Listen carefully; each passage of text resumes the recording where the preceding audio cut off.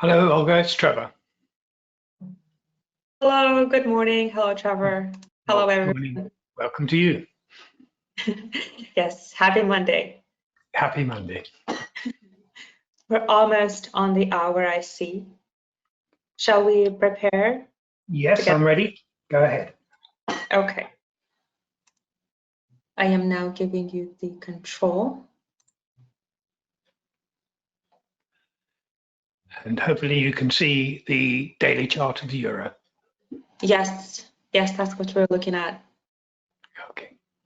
Okay, that is exciting. Okay. Here we are. So we're on the hour. Shall we start? Yes, please. Okay. So good morning, everyone.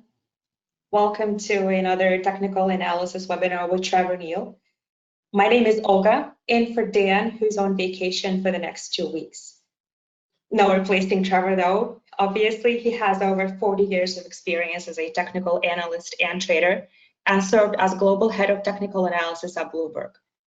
We'll aim to get through everything in about 30 minutes. As we go along, you can ask questions. To do that, go to your GoToWebinar control panel and find the section called Questions. If we have time, I will read out your question to Trevor right here, right now. As always, in a few hours, we will upload a recording of this to our YouTube channel. The handle is FXChoice. You can subscribe and click on the bell to get notified so that you don't miss Trevor's webinars. You're welcome to check out Trevor's Guide to Technical Indicators. It's in your GoToWebinar app. You can find the section called Handouts and download it right now. If you're on YouTube, the link is in the video description. So, Trevor, that's it from me. Shall we get started? What do we have? Indeed. Thank you very much indeed. So today we're going to spend a bit of time talking about the global stock indices. Of course, we're having this phenomenal run, which has got another surge of energy. But where to place your money? Let's look at these relative to each other, which are offering the better, clearer, and stronger technical picture. So we'll look at that. We will back in the forex world. We'll be looking, of course, at the euro, the sterling, the Canadian dollar, but I also want to concentrate on the Japanese yen, which has been sort of in the background quite a lot because it has had such correlation with the US dollar. But I think something big is happening there, and it's going to change. We'll look, of course, on gold and silver. And also follow up on the crude oil comments. But if there's anything you would particularly like me to cover, please send Olga a message, as she said, and then she will suggest that we can cover it. And you know, I like it when people ask me to look at things, or indeed have any questions, disagree. You know, we're talking about a subjective thing here, and we can discuss that. So please join in. I would like it if you do join in. But the first thing we're going to look at is the relative rotation graphs. Olga, do you see now my relative rotation graph? Is it switched okay? Yes, we're looking at it. All right, now for those of you that are not familiar with this, seeing it for the first time, very brief explanation is that we have a quadrant here. In the middle is the US dollar. Everything on the left of the US dollar is weaker than the dollar, and you can see that's everything. And then on the y-axis, the vertical axis here, is the positive momentum. So you can say New Zealand dollar here, which has got a direction, a northeasterly direction, it's weaker than the dollar, but it's got improving relative momentum there. So this is called the improving quadrant here. So the New Zealand dollar and the Canadian dollar have both moved into that quadrant. So the samples here is Friday, Thursday, Wednesday, Tuesday, Monday. So this is all last week where they were. And you can see they're all curving round, rotating round into an improving message. Weaker than the dollar is strong, but they were heading southwest. We were looking before where they were weak and getting weaker. Now they're weak but improving, so which is interesting to look at. Furthest to the left is Norwegian crown. Got these Scandies here, New Zealand dollar also, and then the euro here, and the pound in here. Things that are nearer the center means they're more correlating with the US dollar. What I do want to talk about is the Japanese yen today. So let's go through to start with the euro itself, the big one, if you like. It's finding support. I'll show you this on the weekly chart firstly. So each bar is a week here now. So we've got two significant areas of support.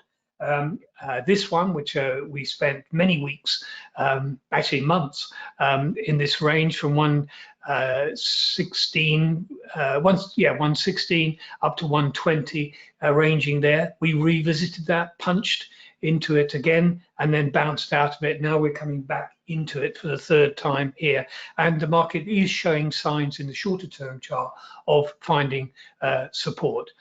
So looking at the daily chart here, we have got higher lows, so what does it look like on the daily chart? So support here at 118.50. We probed below it, but pushed up on again on Friday.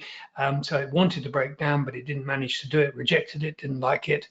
We got resistance above at 119.75, and then very strong resistance above 121 in here.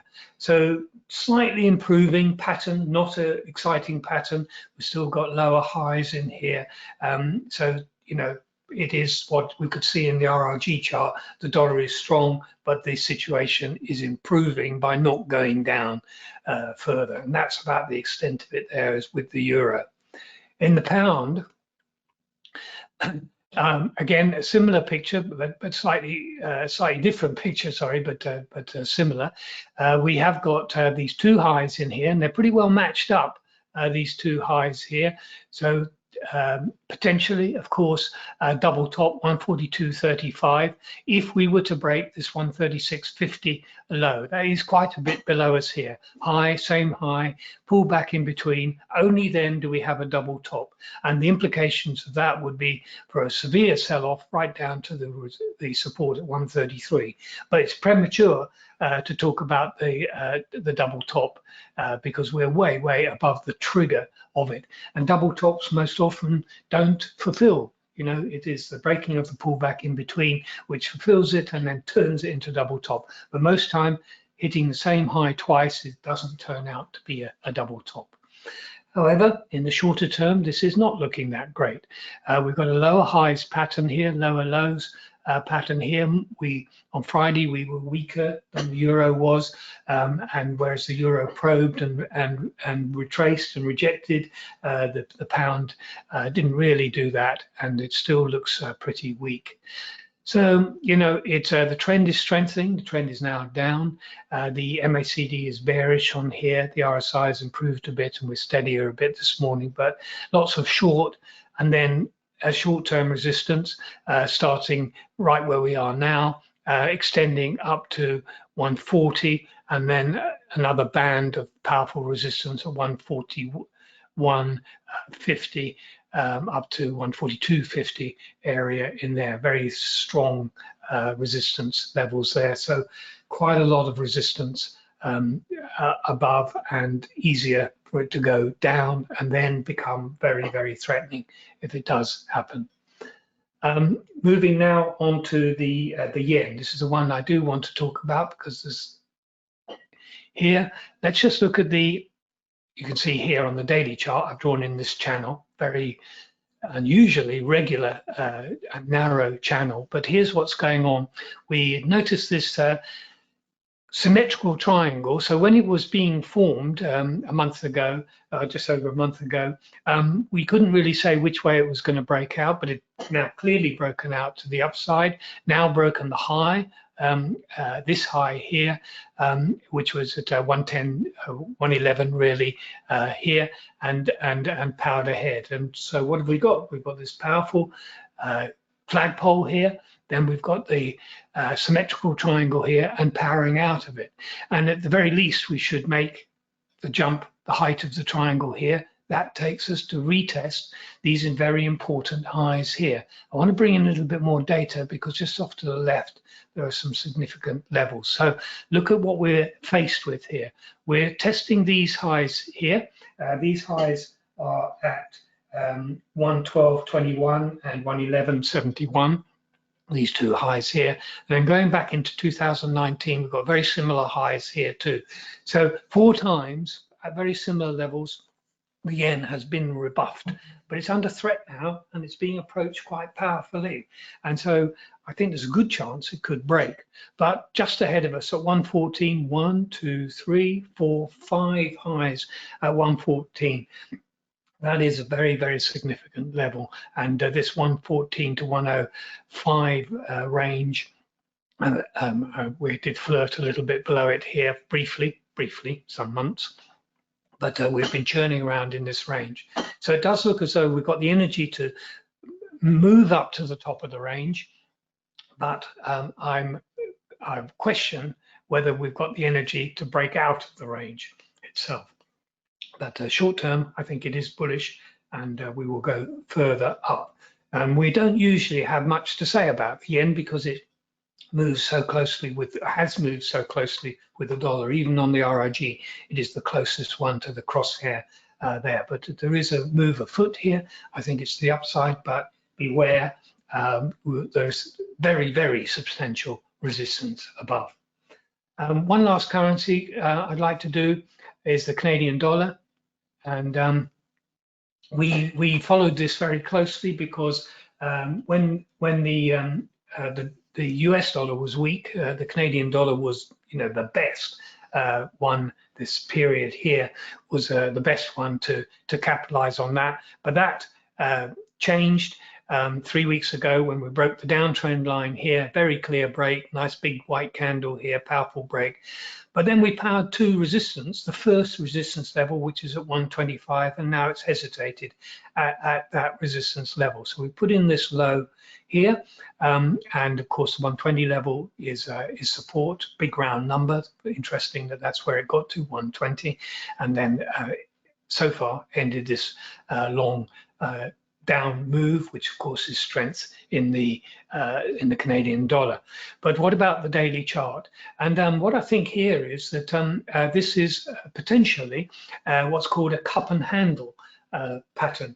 Now, you don't see these too often, but they are often, when they do occur, they're often major bottoms. So it's an unusual pattern because it doesn't happen at tops. You never form tops like this with such a rounded pattern.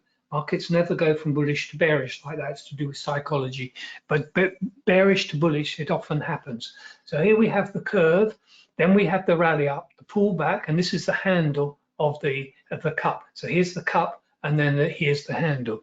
And the break point here, as you can see, is 125. If we break that, it's very bullish. So these patterns are rare, but they can mark significant lows in securities. Low, that means Canadian dollar weakness. So for this to really extend much further up into here, if this turns out to be that cup and handle. So that's a very interesting chart pattern, from our students of charting. But the trigger is 125, and at the moment we haven't broken 125, and we're still forming the handle here. Okay, before I move on to cryptos, did we have any requests for any other currencies or any pairs? Not yet, Trevor. Okay, all right. Don't be shy, and we can go back to the currencies if you want me to. So let's go now and look at the RRG chart of the cryptocurrencies. And so here we have the US dollar in the middle here.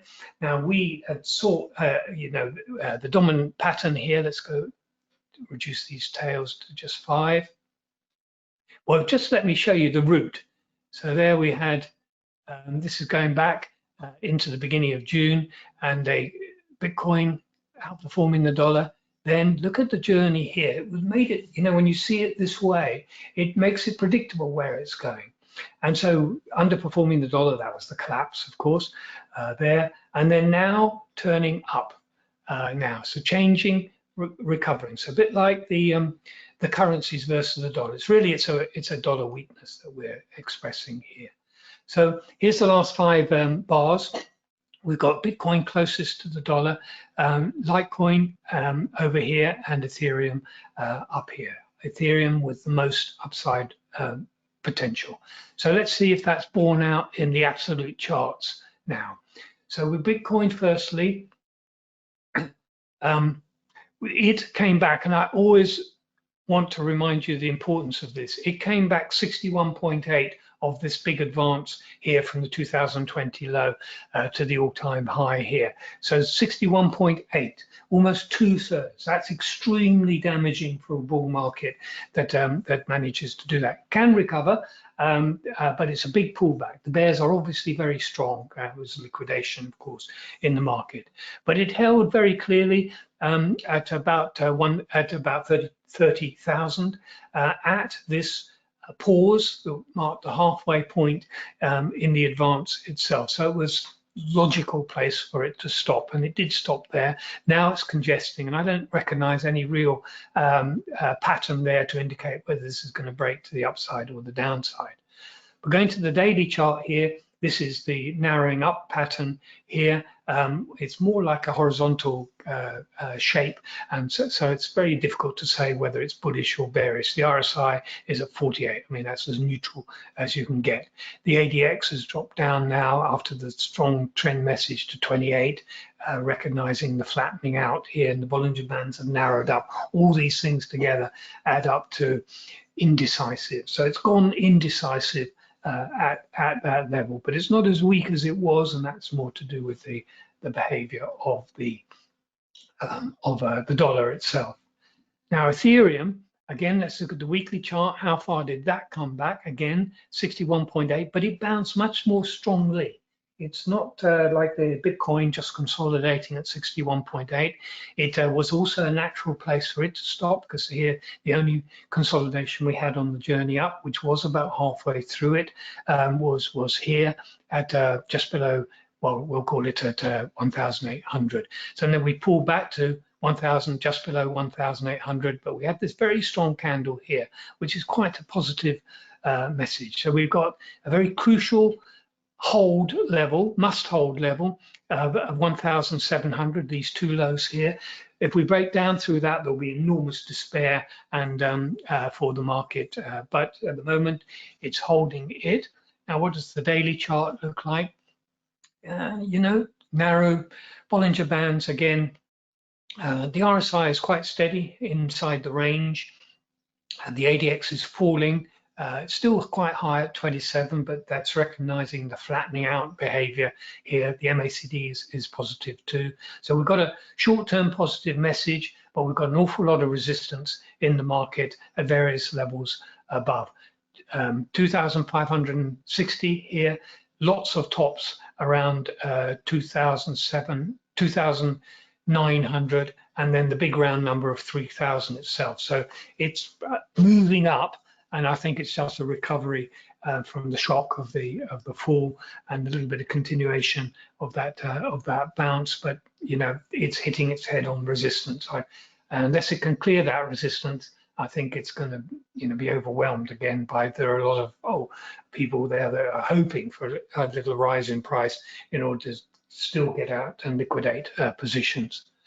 On the Litecoin, now this one collapsed through 161.8 pullback, 61.8% pullback. That's catastrophic for a bull market. It really means the bull market is over for it from a technical point of view. And even then, we've got these lower highs and lower lows. This is a terrible looking chart here, and does look like we're heading right back to the beginning, you know, back down to 80 or something like that, where we formed this big base where it all started there.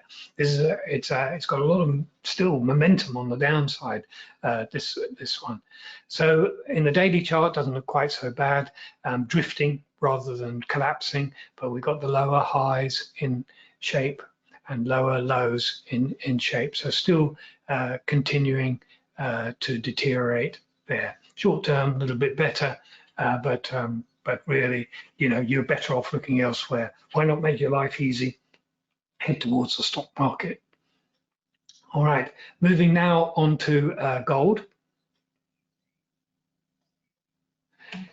And I'll start off by looking at the gold-silver ratio. Are we better off in silver or are we better off in gold? And the answer to that is neither. They're both moving together, hand in hand. Gold goes up, silver goes up. And what is also happening is it's marking quite closely with the US dollar. So here's the gold. Looking at the weekly firstly. I don't know why that channel has moved on my chart. Let me put it back here. There it was there. So we had this channel here, maybe hoping it was a flag breakout, retest of the channel, disappointing that, and then now steadying up off that. We're dominated by the 1,700 support levels here, and it does look as though we are stabilizing and starting to steady here now. So starting to steady here now, these two lows in place at 1760, but also matching these lows back here. It's a good place to hold. Breaking this high here at which we could do this week would be indicate a move up. The high is at 1,800, just below 1,700, 1,790 level. We're very close to it. A break of that, there's a gap. If it not a gap, but we move down very fast here, and the resistance comes in from 1,860 up to 1,920. Big solid resistance area there, but we could move up in between there and the 1,860 quite quickly because we fell quite quickly. The RSI is looking very strong. The MACD is crossing, and the trend is at 41, which is quite strong. So I think we could be faced with a nice move up, decent move up, $50 move up. That's a big move, of course, but it's all dependent on holding this low of 1749, 1750 area here. So it's off this space here. So that could be a good one for this week. On silver, is it better? Well, it's a very similar picture here, isn't it? Forming this space here, lifting up. I think it is better. So although we looked at the gold silver chart, it looked very flat indeed. I think in the absolute terms, this is a better looking chart because it's already made the break. It's breaking up now, and Friday it broke up. Now it's following through, which is great. The level we must hold here is 25.50, and here is the big fall, and then the resistance comes in at 27.40 area, and it's quite strong resistance, and it goes up to 28.20 of 50 area up in here. So big band of resistance in here, but there is a gap between, so this should follow through on the upside. The indicators are looking good. The RSI is pointing up nicely. The MACD is crossed up. The trend element is 26. That's fairly strong. Bollinger Bands are wide, which shows energy in the market, volatility in the market. Yeah, so this is looking good for a move up. Silver, therefore, better than gold if you want to buy it. One of the things I also like to look at, and there's something going on here, is the gold versus the S&P. We'll be moving on after crude. We'll be moving on to the S&P. Something's gone wrong here. That's silver versus the S&P.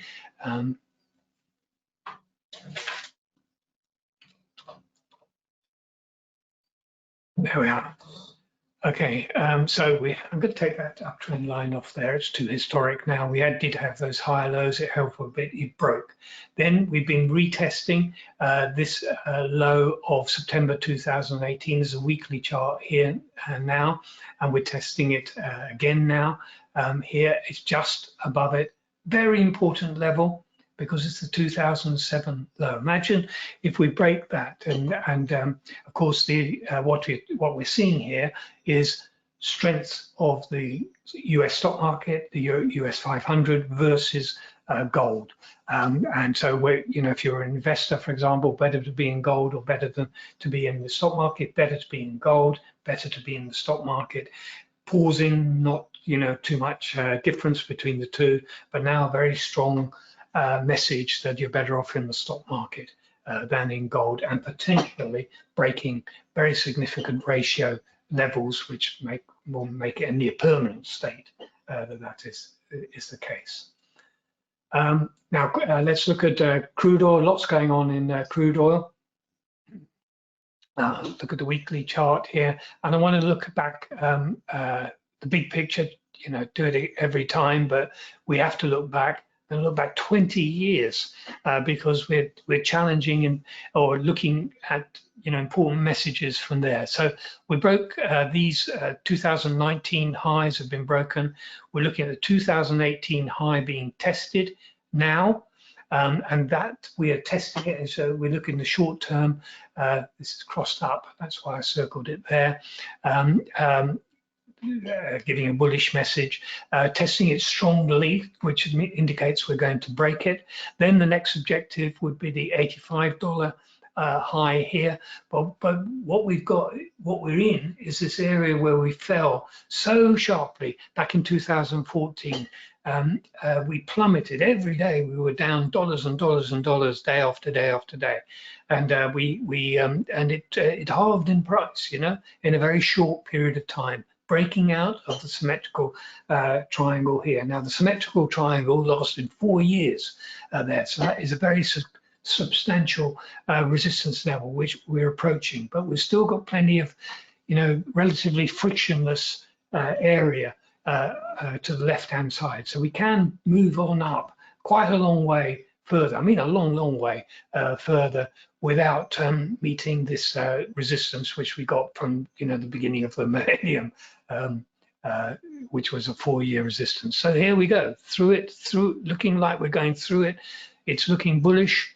So how does it look on the daily chart? Well, the nice thing about it is it's quite moving ahead purposefully. It's not parabolic, it's not overextended, it's correcting itself as it goes up. It's quite a good pattern. It's almost a channel, not quite a channel, but it's impulse reaction, impulse small reaction, impulse 1 day a reaction, impulse 2-day reaction, impulse, and so it's moving up in a very orderly way. And orderly moves up can keep on going. They're not so extended. When you go parabolic, then all the support is left way below. Here the support is very close, so any correction is picked up pretty quickly. So this is looking chart-wise very good, and actually maybe potentially looking even better as the price goes higher. Okay, now moving to the stock markets, and of this group, they are generally bullish, and the S&P and the Nasdaq extremely bullish. So just let's look at one compared to the other.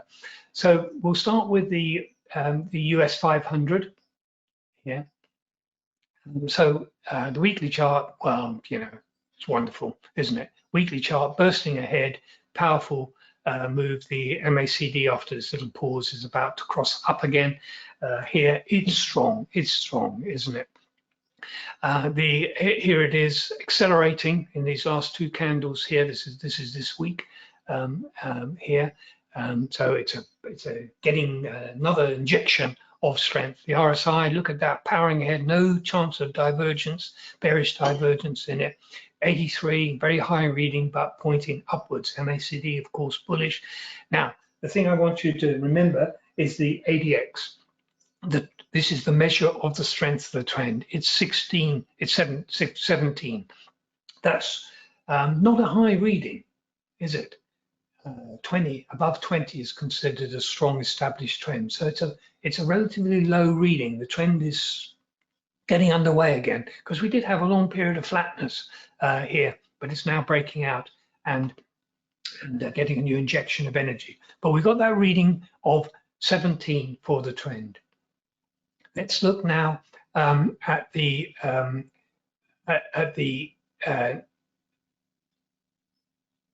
Nasdaq. the 100 tech. So again, looking at the weekly here, well, it already powered ahead really Thursday of last week. It made the break. Friday it confirmed it, and then we're powering ahead now. It's got a new injection of power. The MACD has crossed this hesitation, which was always a bullish chart pattern, is over, and we're in blue sky zone now.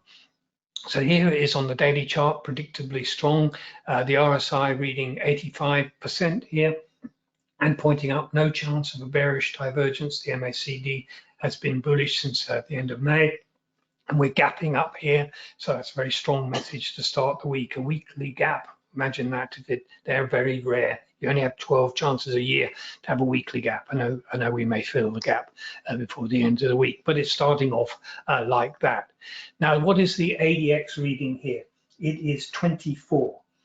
So that's much higher than the S&P was only 19. So we've got a 24 reading here.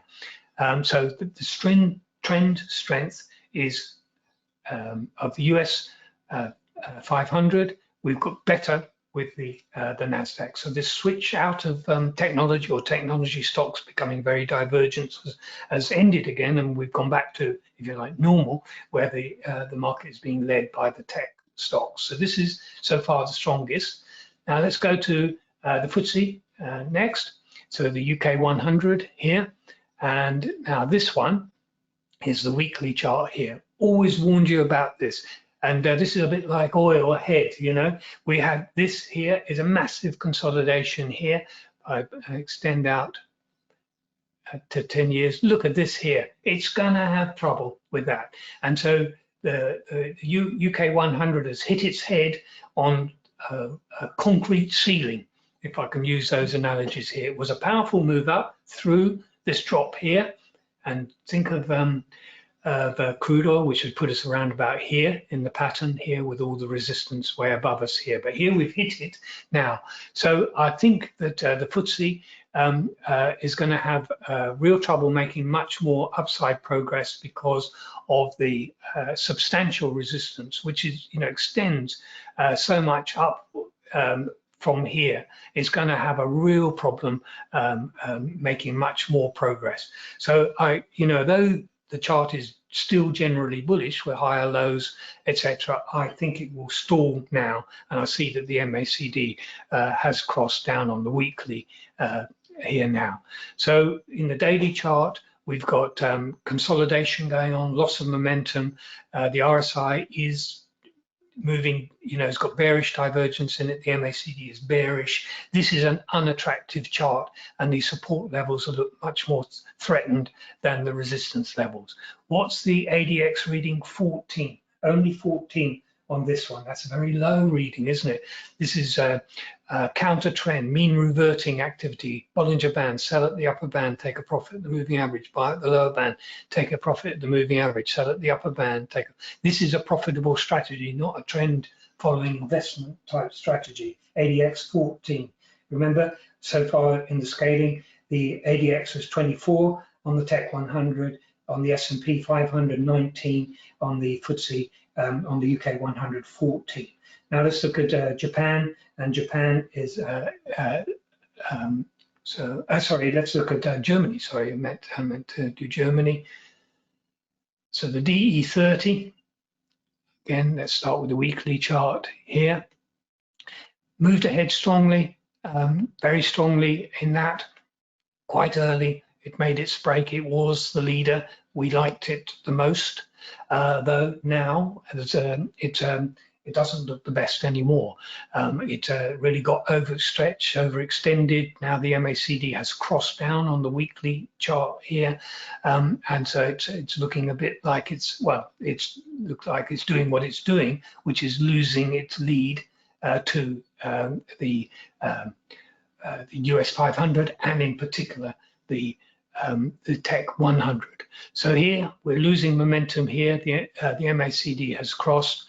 Here we see the flattening out here, the narrowing up of the Bollinger Bands, the RSI at 50 mid-range here, flat message. The MACD is not really a sell, it's recognizing the flatness here, but here's the ADX at 16 only for the ADX. So the order of things is worst trend is the UK 100 with 14. Next worst, surprisingly, and this wasn't the case before, is the Germany 30, 16. Then the US 500 with an ADX of 19. And then the best of all, top of the charts here is the Tech 100 with an ADX of 24. So if you had limited capital and you were an investor, but the strongest market to be in and participate in and trade from the long side is the Tech 100, and the worst is the Ftse, which looks, like it's going to have a real problem making any progress, even being dragged up by other things because it's hitting that concrete ceiling. All right, do we have any questions, Olga? Yes, indeed. We have a request to take a look at BMW, the company. BMW, the stock, okay. Yes. Okay, so I didn't have it in, so that's easy.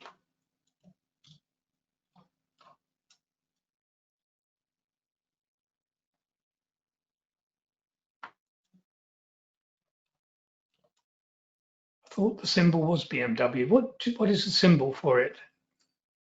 Person who asked. What's the new one? That is Sorry? indeed BMW. In our platform, it is indeed BMW, but we have a different platform, obviously. So okay. Let us. Oh, this is a. Hold on. Let's put it in here.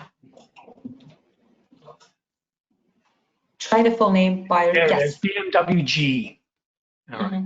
My platform. Yeah, that's not your fault. That's my fault.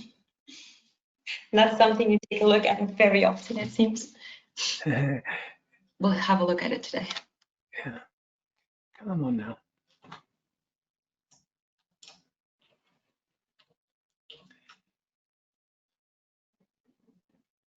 I did not want to do this. There.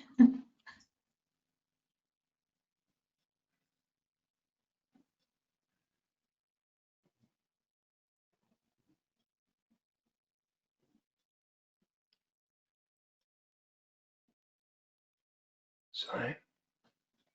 All right, we're on our way, everyone. Just hold, stay with us. Okay. All right.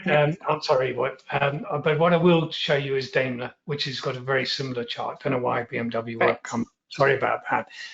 But Daimler and BMW are very close together, and I think this is the reason that the person. A huge apology. I have no idea why the symbol won't go up. I mean, I do look at it. So we've got a wonderful chart here. Low, higher, low, higher, low, higher, low, higher, low. Here, higher, high. Nice channel up here. Moving averages 50 and 200, very positive. Now we have had a bit of loss of momentum here. Got a bearish divergence in the weekly chart. I'm going to just draw this in here. So we have had the higher highs in the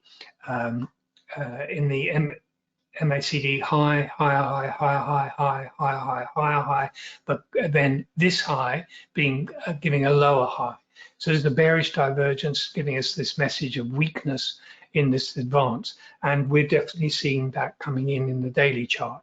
So the question would be whether this dip is another dip to buy on. Well, not so sure about that. The ADX is 25. That's great. The RSI is decidedly negative. It's flirting with the lower side half of its area below the 50% and pointing down at this very point. The MACD has been negative since June, and so I think it's quite iffy actually at this stage. So bearish divergences don't always mean tops, but they do. All it's telling you is we've lost momentum, and that often happens when you are making a top. But it doesn't always mean that you're making a top. We can slow up and then gain energy again. So from this big picture point of view, we definitely want this 70 euro level to hold. We're at 75 now, well above that, but to maintain the rising lows pattern, and only then would I sort of contemplate the idea of all over for the motors there. But yeah, it's quite you know, it's lost a lot of its power. It's a mature run. It's gone on for a long time. It's not surprising that it did lose it. I mean, it's been had phenomenal time, but I think that it's if you were wanting to buy something, then I would look elsewhere, unless the RSI gives you a nice good buy signal, and the MACD was positive in the weekly chart, and that's gone now. So, you know, as far as choices are concerned, I would look for easier things than this one here. All right, well, thank you. Thank you for thanks very much. I apologize for not coming up. I don't know why. Just didn't do anything when I brought up. Well, that happens. Hopefully, yeah, Mr. Pasachanda, thank you for the question, and hopefully this was useful as well. And we actually, Trevor, we actually have another question from that same person. Perhaps it is a bit of a tangent, but you tell us. The question is, do you make use of CO2 reports, which, as I understand it, is probably about commitments of traders? What do you think of that?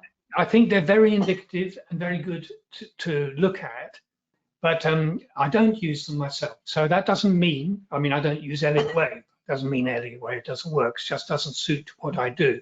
Commitment of traders, I think it is important to look at, but the problem with it is clearly a lagging indicator. It's what happened last week. So it tells you what happened last week. Now, trends in the commitment of trader can be very indicative, that's for sure. And we have patterns in the commitment of trader, you know, that indicate, you know, how commercials tend to be trend following, whereas hedge funds will, you know, usually before the commercials liquidate positions. You know, like hedge funds are cleverer than the commercials. It is clearly not true that the retail investor is wrong about the markets. That used to be the golden rule. You know, when the retail investors got maximum bullish, the market was going to collapse. That's not the case, and the statistics don't bear that out. Actually, the retail investor is pretty smart, as it turns out, particularly compared to the commercial. And the commercial is the person who should know best because he's in the business. But that doesn't, you know, I speak a lot to commercials, and it's always a bit embarrassing for them that they themselves are the ones that get most bullish at the top, most bearish at the bottom of the market, and the history bears that out. And I've worked with them for years, and I've seen that happen. I do think it's indicative, but beware, it's very difficult to use it as many people do for short-term trading. I just don't think you can, not with a weekly sample, which is already out of date. And things change very fast in the commitment of trader information, but longer term trends in it, you know, so when you get a bull market confirmed by certain portions of the market, then that is a longer term bullish message. But it doesn't suit my trading because my horizon is a bit shorter, it's about a month ahead, and I don't think it helps me particularly, or I find it too hard to get reliable messages. But, you know, you asked me for a personal opinion, and that's maybe that I'm not very good at it or something like that. So I'm not saying it doesn't work. And maybe you can get more out of it than I do.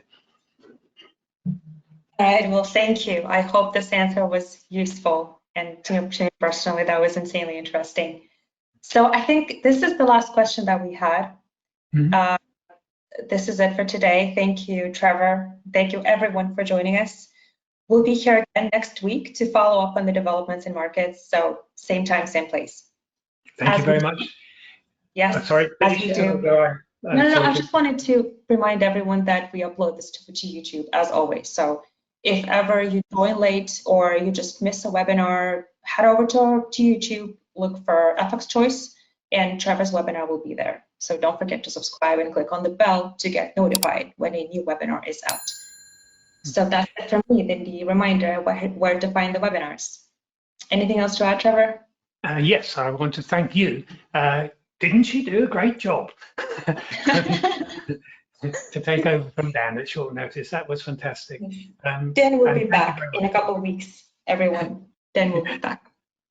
Well, thanks very much, and thanks all of you for sparing your time and coming to join us.